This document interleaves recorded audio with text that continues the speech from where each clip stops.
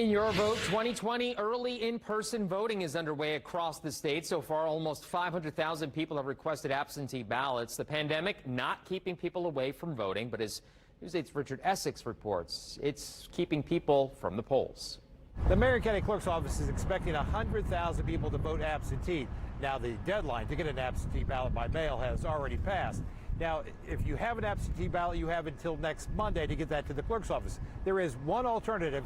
You can come and vote early in person.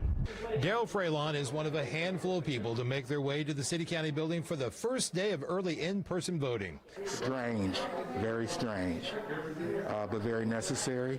The poll workers are kept 6 feet from the voters and separated by protective barriers.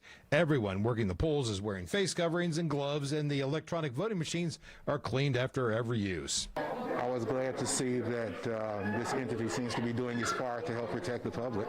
So I was heartened and reminded to do my part, which is why this is here.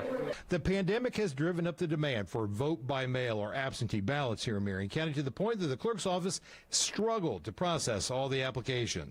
In early and late March, when the social distancing guidelines were that we can only have 10 people in the office at a time, that made it extremely difficult to process the demand that we received in vote-by-mail applications. The clerk's office is expecting close to 100,000 people will cast their votes absentee this year, which is 20,000 more than the peak of 80,000 a couple years ago. To count these ballots requires people and a lot of time. We will have most of our results on election night, but counting all the absentee ballots is unlikely that we'll be able to do that on election night.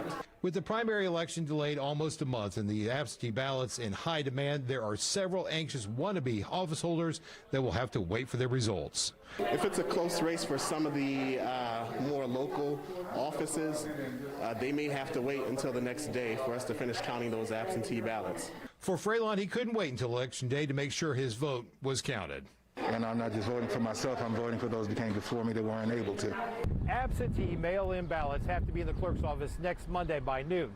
Now, we have grown accustomed on election night to getting results almost instantly, but with so many people voting absentee mail-in this year, we may have to wait for the results. In downtown Indianapolis, Richard ESSEX, Wish TV, wishtv.com, and follow us on Facebook. Richard, thank you very much. Just a reminder, Election Day is June 2nd. 2 days later on June 4th, state Democrats will hold their party convention. We'll carry that live right here on Wish TV. We'll also carry the Republican convention live 2 weeks later on June 18th.